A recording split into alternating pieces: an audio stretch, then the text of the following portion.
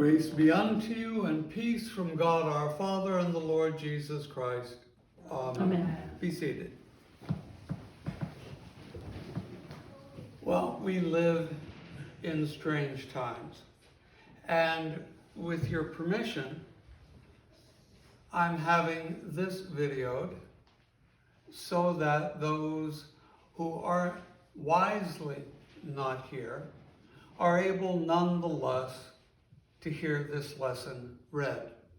Palm Sunday is its own strange kind of way, for it establishes as the sermon the reading of a passion account by one of the Gospels. Now, I don't know about you, but when I was growing up, or older at any rate, in that town on Good Friday, they had services where it was the 7 last words on the cross. Some of you may have heard of that. There was a teaching kind of that you put together the gospel accounts and made one thing. It's kind of like the imagination was at the foot of the cross. You've got Matthew, Mark, and Luke, and John going, did you get that? No, I got that one. That's not the way that works. Each of the Gospels stands alone on its full and completeness. And the church assigns for Palm Sunday one of those Gospel accounts to be read in its entirety.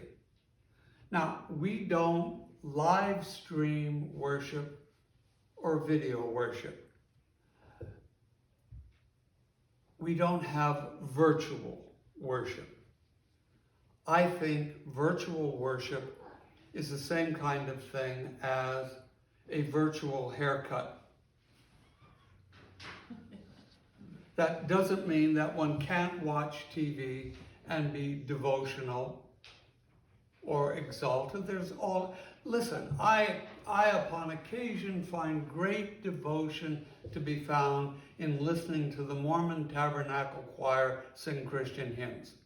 So I got nothing with that. But for today, since listening to the lesson is of itself a spectator sport, so thank you for letting this happen inside the service.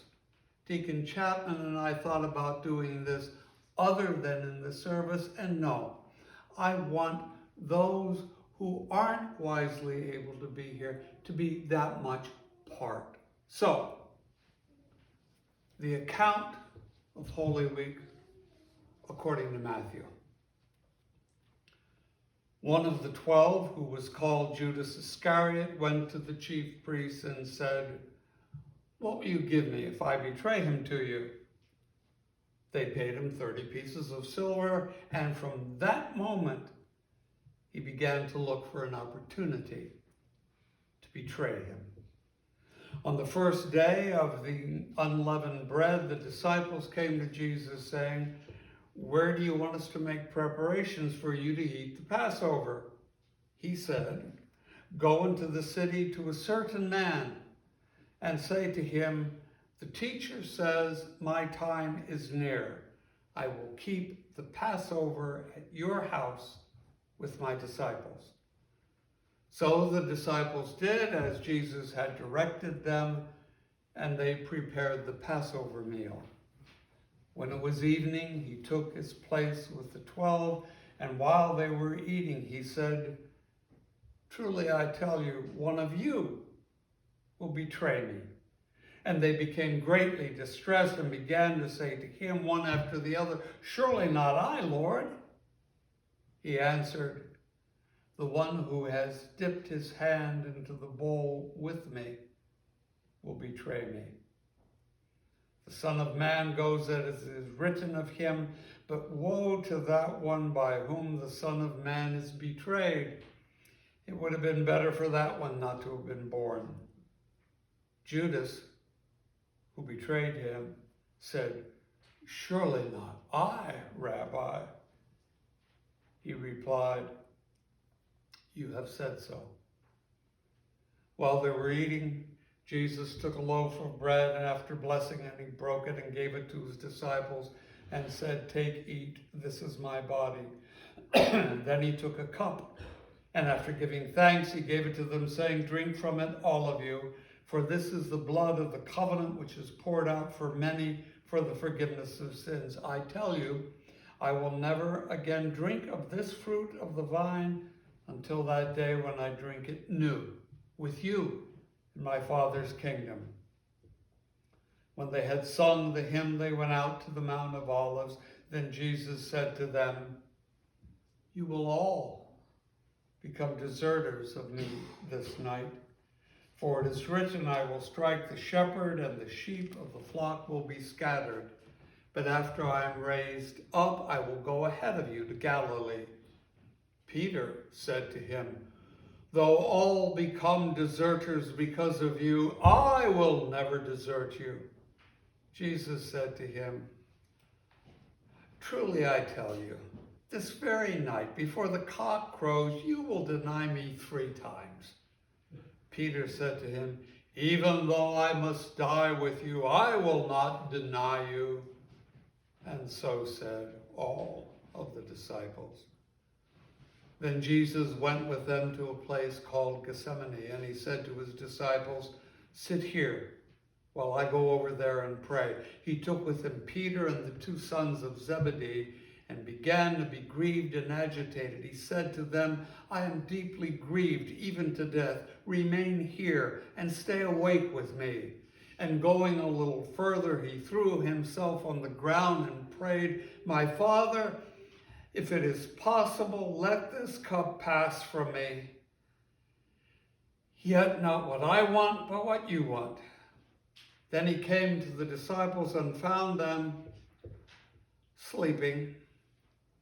And he said to Peter, "So, you cannot stay awake with me 1 hour? Stay awake and pray that you may not come into the time of trial. The spirit indeed is willing, but the flesh is weak." Again he went away for the 2nd time and prayed, "Father, if this cannot pass unless I drink it, your will be done." Again he came and found them sleeping, for their eyes were heavy. So leaving them again, he went away and prayed for the 3rd time, saying the same words. Then he came to the disciples and said to them, "Are you still sleeping and taking your rest? See, the hour is at hand, and the Son of Man is betrayed into the hands of sinners. Get up, let us be going. See, my betrayer is at hand." While he was speaking, Judas, one of the 12, arrived, and with him was a large crowd with swords and clubs from the chief priests and the elders of the people. Now the betrayer had given them a sign, saying, "The one I will kiss is the man, arrest him." At once he came up to Jesus and said, "Greetings, Rabbi," and kissed him. Jesus said to him, "Friend, do what you are here to do." Then they came and laid hands on Jesus and arrested him. Suddenly, one of those with Jesus put his hand on his sword, drew it, and struck the slave of the high priest, cutting off his ear. Then Jesus said to him, "Put your sword back in its place. For all who take the sword will perish by the sword. Do you think that I cannot appeal to my Father, and he will at once send me more than 12 legions of angels? But how then would the scriptures be fulfilled, which say it must happen in this way?" At that hour, Jesus said to the crowds, "Have you come out with swords and clubs to arrest me as though I were a bandit? Day after day I sat in the temple teaching, and you did not arrest me. But all of this has taken place so that the scriptures of the prophets may be fulfilled." Then all of the disciples deserted him and fled. Those who had arrested Jesus took him to Caiaphas, the high priest, in whose house the scribes and the elders had gathered. but Peter was following him at a distance, as far as the courtyard of the high priest, and going inside, he sat with the guards in order to see how this would end. Now the chief priests and the whole council were looking for false testimony against Jesus so they might put him to death, but they found none, though many false witnesses came forward. At last, two came forward and said, "This fellow said, I'm able to destroy the temple of God and to build it in 3 days." The high priest stood up and said, "Have you no answer? What is it that they testify against you?" But Jesus was silent. Then the high priest said to him, "I put you under oath before the living God.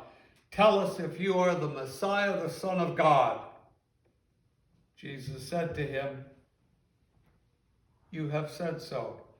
But I tell you, from now on, you will see the Son of Man seated at the right hand of power and coming on the clouds of heaven."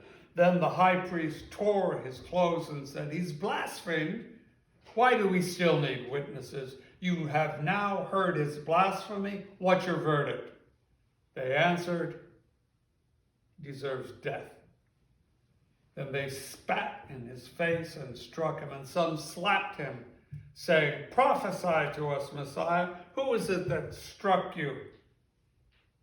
Now Peter was sitting outside in the courtyard. A servant girl came to him and said, "You also were with Jesus the Galilean." But he denied it before all of them, saying, "I do not know what you're talking about." When he went out to the porch, another servant girl saw him, and she said to the bystanders, "This man was with Jesus of Nazareth." Again he denied it with an oath, "I do not know the man." After a little while, the bystanders came up to him and said to Peter, "Certainly you also are one of them, for your accent betrays you." Then he began to curse and swore an oath, "I do not know the man." At that moment, the cock crowed. Then Peter remembered what Jesus had said, "Before the cock crows, you will deny me 3 times." And he went out and wept bitterly.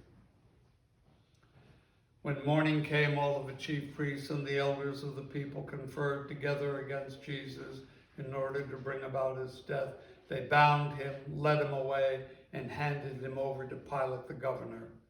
When Judas, his betrayer, saw that Jesus was condemned, he repented and brought back the 30 pieces of silver to the chief priests and elders.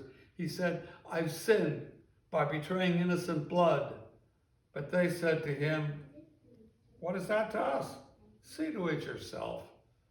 Throwing down the pieces of silver in the temple, he departed, and he went and hanged himself. But the chief priests, taking the pieces of silver, said, "It's not lawful to put them into the treasury, since they're blood money." After conferring together, they use them to buy the potter's field as a place to bury foreigners.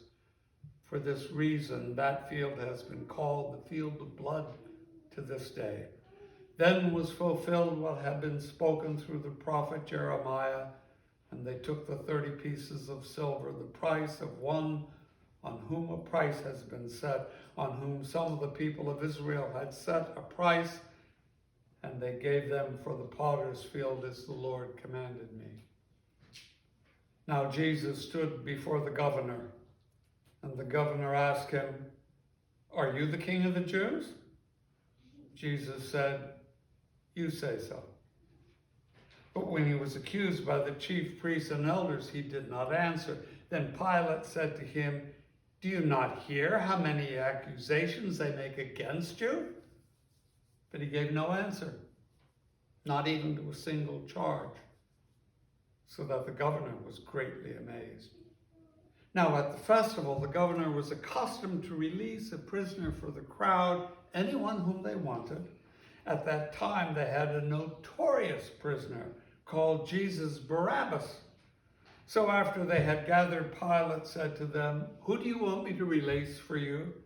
Jesus Barabbas or Jesus who's called the Messiah?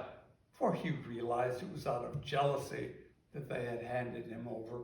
While he was still sitting on the judgment seat, his wife sent word to him, "Have nothing to do with that innocent man, for today I have suffered a great deal because of a dream about him." Now the chief priests and the elders persuaded the crowds to ask for Barabbas and to have Jesus killed. The governor again said to them, "Which of the two do you want me to release for you?" And they said, "Barabbas." Pilate said to them, "Then what should I do with Jesus who's called the Messiah?" All of them said, "Let him be crucified." Then he asked them, "Why? What evil has he done?" But they shouted all the more, "Let him be crucified."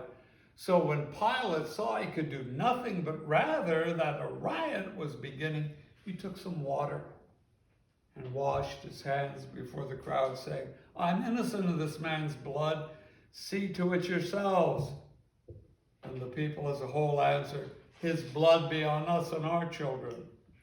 So he released Barabbas for them.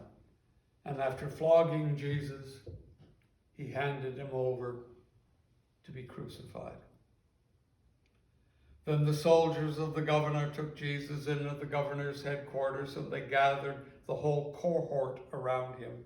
They stripped him, put a scarlet robe on him, and after twisting some thorns into a crown, they put it on his head. They put a reed in his right hand and knelt before him and mocked him, saying, "Hail, King of the Jews!" They spat on him and took the reed and struck him on the head. After mocking him, they stripped him of the robe and put his own clothes on him. Then they led him away to crucify him. As they went out, they came upon a man from Cyrene named Simeon. They compelled this man to carry his cross, and they came to a place called Golgotha, which means place of a skull. They offered him wine to drink mixed with gall, but when he tasted it, he would not drink it. And when they had crucified him, they divided his clothes among them by casting lots. Then they sat down there and kept watch over him. Over his head they put the charge against him with red, "This is Jesus, King of the Jews." Then 2 bandits were crucified with him, one on his right, one on his left. Those who passed by derided him, shaking their heads and saying, "You who would destroy the temple and build it in 3 days, save yourself. If you are the Son of God, come down from the cross." In the same way, the chief priests also, along with the scribes and the elders, were mocking him, saying, "He saved others. He cannot save himself. He's the King of Israel. Let him come down from the cross now, and we'll believe in him. He trusts in God. Let God deliver him now if he wants to, for he said, 'I'm God's son.'" The bandits who were crucified with him also taunted him in the same way. From noon on, darkness came over the whole land until 3 in the afternoon. About 3 o'clock, Jesus cried with a loud voice, "Eli, Eli, lama sabachthani." That is, my God, why have you forsaken me?" When some of the bystanders heard it, they said, "This man's calling for Elijah." At once one of them ran, got a sponge, filled it with sour wine, put it on a stick, gave it to him to drink. But the others said, "Wait, let us see whether Elijah will come to save him." Then Jesus cried again with a loud voice and breathed his last. At that moment, the curtains of the temple were torn in two from top to bottom. The earth shook, the rocks were split, the tombs also were opened, and many bodies of the saints who had fallen asleep were raised. After his resurrection, they came out of the tombs and entered the holy city and appeared to many.